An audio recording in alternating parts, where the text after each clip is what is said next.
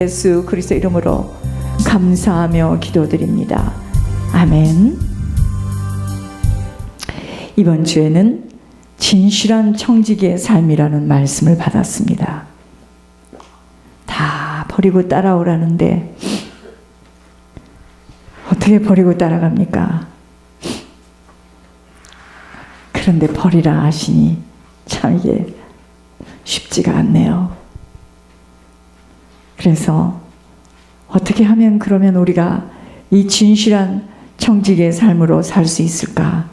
하나님이 알려주셨어요.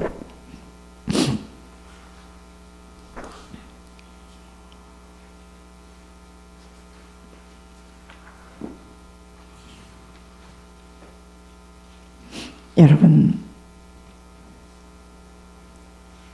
우리들의 육신, 목숨, 자녀, 건강, 물질, 지식, 탤런트 다 아버지 것이기에 우리들의 인생은 아버지 손안에 있다고 하시는데 참 이게 정말 말씀을 들을 때하고 이게 실제에서는 제가 종으로서 그렇게 말을 해야 되지만 말을 하고 나서 뒤돌아서 음단입니다. 울어요. 여러분, 어떻게 하면 청지기의 삶으로 살아갈 수 있는가? 첫째는 체질이 바뀌어져야 된다고 했습니다. 생각과 마음과 정신, 이 행동의 체질이 완전히 새 사람으로 바뀌어져야 되는 거예요. 두 번째는 내 자신의 존재 가치가 중요한 것이 아니에요. 내 자신이 하나도 중요하지 않습니다. 그래서 어떻게 하느냐? 하나님께서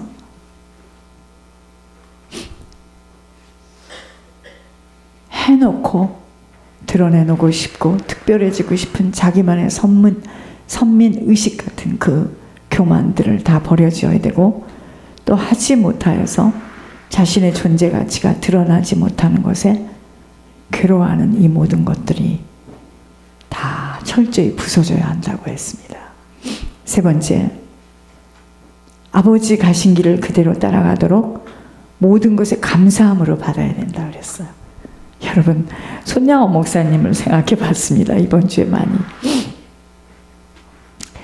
사랑하는 아들을, 동진이를 공산당에 와서 그렇게 했을 때 기뻤을까 생각을 해봤어요. 오직 천국 외에는 그 어느 것도 담지 말아야 돼요. 철저하게 다른 사람의 유익만을 생각하면서 한 영혼이라도 아버지 나라에 들여지는 것에 온 힘을 다해야 합니다. 네 번째는 뭐죠? 철저하게 회개의 삶을 살아야 돼요. 온전한 회개의 삶이에요. 내 뜻대로, 내 생각대로, 내 계획대로 되어지는 것이 아니라 아버지가 사시도록 철저히 회개해야 합니다. 여러분, 우리들의 남은 시간은 기도는요, 회개할 것밖에 없어요. 나머지는 하나님이 다 아세요. 정말 한 치 앞을 모르는 게 우리 인생이야. 아무것도 알 수가 없어요. 생각대로 되어지질 않으니까. 회개하지 않고는요, 사단의 품성 때문에 사라질 수 없어요. 다섯 번째는 하나님이 세워주신 교회와 목자를 통한 하나님 말씀에 온전히 순종하는 거예요. 여러분, 죽고자 할 때 사는 일이 일어나요. 걱정하지 마세요. 지금 끝에 왔습니다. 암벽을 타는 일로 이야기하자면 거의 다 왔어요. 책이 오고 있으니까. 지금 책이 오고 있어요. 그리고 이 책이 1000권이 아니라 1500권을 보내라고 했대요. 하나님이요. 1500권을 보내라고 하니까 한 상자에 40권씩 집어넣으니까 이게 운송비가 이게 보통 많은 게 아니에요. 그래서 또 여기서 찍는 것을 알아보라 해가지고 오늘 또 다 알아보니까 여기는 뭐 가격이 너무 비싼 거예요. 우리가 영문판으로 번역을 해도 이걸 가지고 한국 나가서 찍어야 되겠더라고요. 네. 그런데 그 책을 읽고 많이들 운대요. 운다고 연락이 왔대요. 그래요. 정말 잘 못 읽어요. 읽다가 목이 메어서. 한 사람의 인생이 이런 인생도 있구나. 근데 하나님께서 그분을 선택했잖아요. 자, 오늘은 기도만 하려 했는데 그래도 말씀을 주셨네요. 에베소서 6장입니다. 에베소서 6장 10절에서 18절입니다. 에베소서 6장 10절에서 18절.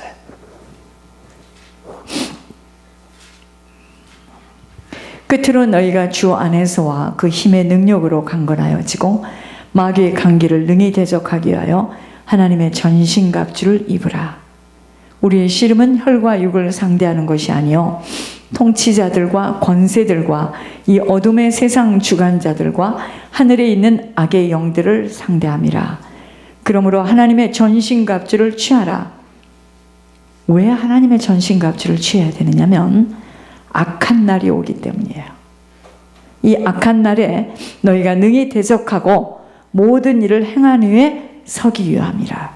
그런즉 서서 진리로 너희 허리띠를 띠고 의의 호심경을 붙이고 평안의 복음이 준비한 것으로 신을 신고 모든 것 위에 믿음의 방패를 가지고 이로써 능히 악한 자의 모든 불화살을 소멸하고 구원의 투구와 성령의 검 곧 하나님의 말씀을 가지라.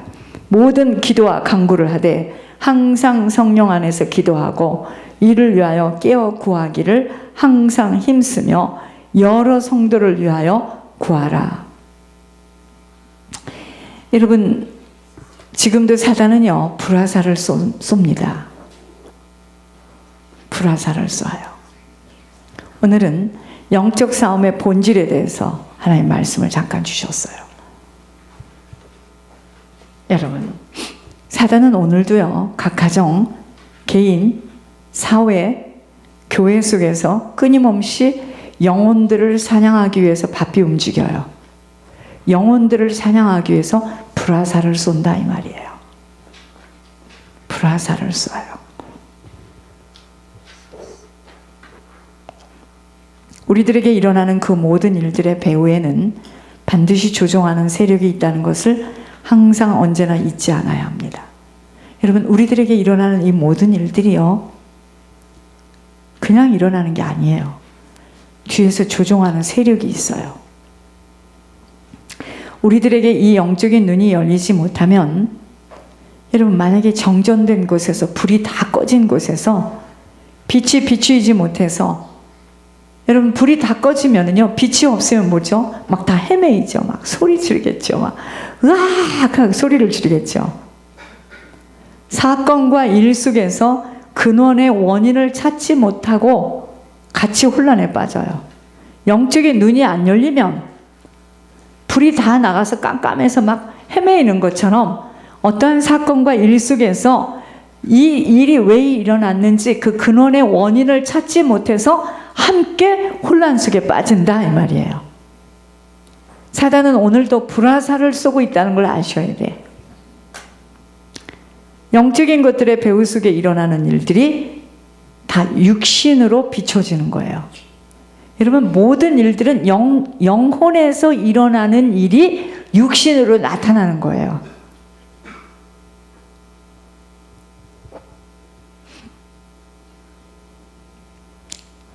사단은요 도구를 이용하고 있다는 것 아셔야 합니다. 사단이 불화살을 팍팍 쏘는데요 도구를 이용해요. 사단이 쓰는 도구가 바로 사람입니다. 그래서 사람을 이용하여서 일하는데 기교묘미합니다. 하나님이 사람을 통하여서는 영광을 받지 않겠다는 것이 사람이 어떠한 줄을 아시기 때문이라 하셨어요.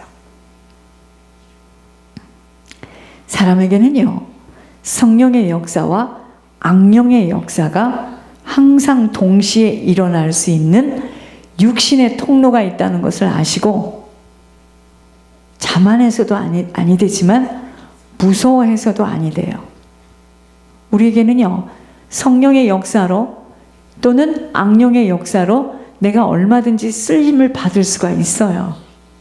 난 그렇게 하고 싶지 않은데, 왜냐하면 육신을 갖고 있기 때문이에요. 우리가 때로는요, 집안 식구들, 자녀들에게 놀라는 것은 이 영적 세계가 틀리기 때문에 그럴 수밖에 없는 것으로, 눈으로 보일 때는 내 배우자고 내 자녀이지만 내 남편, 내 부인, 내 형제, 내 부모이지만 그들이 사단에게 쓰임을 받고 있는 불화살의 도구가 될 때에는요, 절대로 통할 수가 없어요. 이해될 수도 없을 뿐 아니라 순간순간 돌연변이가 되어서 카멜레온처럼 둔갑을 할 때 정말 이해가 안 되는 것이 모두 영적인 일이기 때문이에요. 저 이거 많이 겪었거든요. 이 비밀을 모르면 벌쩍벌쩍 뛰고요, 답답해하며 배신감으로 치를 떨지만 다 속는 거예요. 속는 겁니다. 사단은요, 절대로 하나님으로부터 오는 생각과 정신을 갖지 못하도록, 하나님으로부터 오는 생각, 하나님으로부터 오는 정신을 갖지 못하도록 방해하는 방해꾼이에요. 그래서 막 세상을 향해서 달려가라고 막 우리로 하여금 세상 방식을 따라가게 만드는 악인의 꾀에 걸려들게 만들어요. 세상 신입니다. 어떤 자들이 꼭 이 교회만, 그곳에만 가야 하느냐고 발을 동동 굴리면서 달래도 보았다가 숨도 조여 보였다가 하면서 다른 교회를 가면, 다른 곳에서 시작하면으로 계속, 여러분, 사단이 쓰는 전법은 똑같습니다. 같이 하는데 거기만 가지 말고 우리 한번 다시 시작해보자. 저 이런 이야기 많이 들었어요.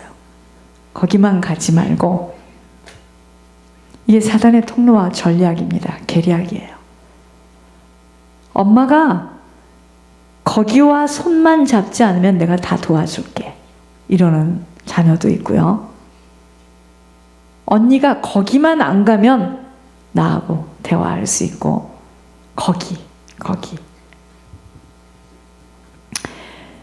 여러분, 사단은요, 시대가 변화해도 너무나 동일한 방법으로 다가오기에 사단은 정말 지혜로운 것 같으면서도 미련한 영물입니다.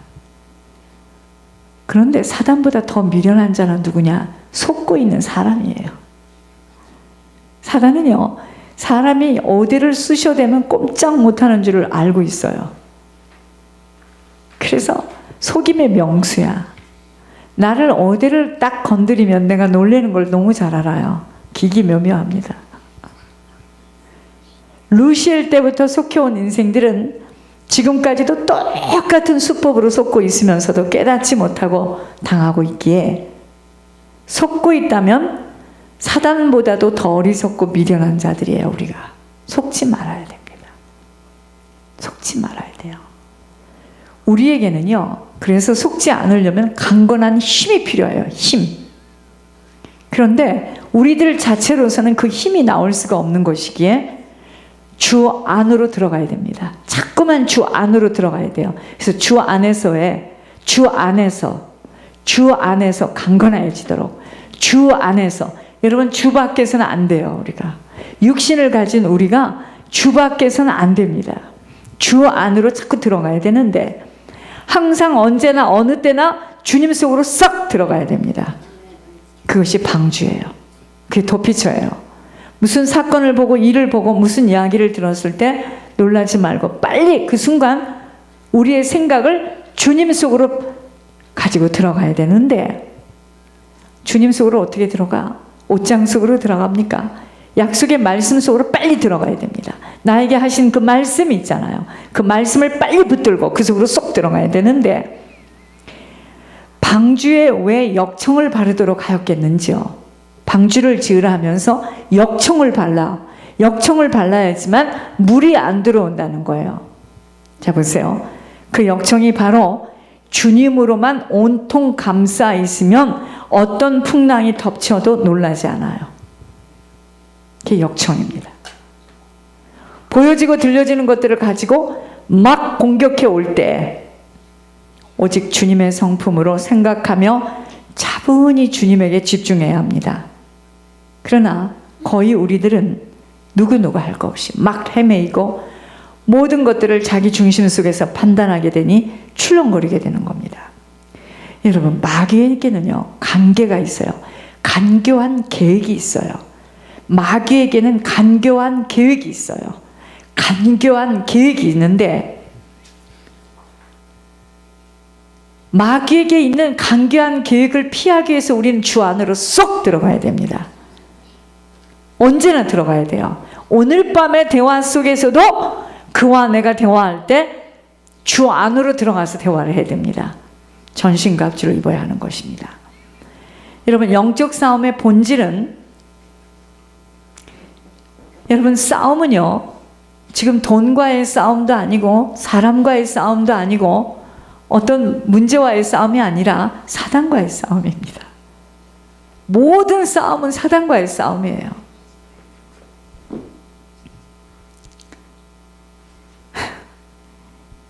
예물 부족한 것도 돈과의 싸움이 아니야. 사단과의 싸움이에요. 사단이 육신으로 모든 것들을 판단하고 분별하여서 육신의 것들로 묶여서 단단히 세워놓겠다는 전략이에요. 이게 사단의 관계입니다. 결국 우리들의 모든 싸움은 사단과의 싸움입니다. 사단은 이 세상을 통치하면서 어둠으로 끌고 가는 묶임 속에 한 영혼들을 하나님의 영으로만 채우지 못하도록, 결국은 사단이 하는 계략은 뭐냐? 자신이 그 일을 처리하도록 만드는 거예요. 자기 짐을, 수고하고 무거운 짐을 잔뜩 짊어지게 만드는 겁니다. 내가 주인 되어 모시던 내 방식대로 내가 꾸려가도록 하는 엄청난 계략입니다. 왜 우리가 평상시에 준비를 해야 되느냐면 악한 날이 오기 때문이에요. 우리들에게 악한 날이 와요. 안 오지 않습니다. 악한 날이 오기 때문에 평상시에 전신갑주로 무장을 단단히 해놔야 됩니다. 악한 날에 이기기 위해서.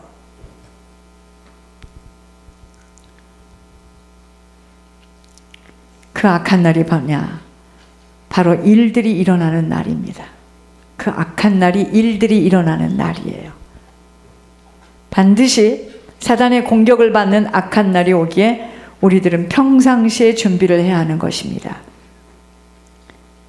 사람이 아닌 사단의 계략임을 알고 놀라서는 아니 돼요. 다 사단입니다.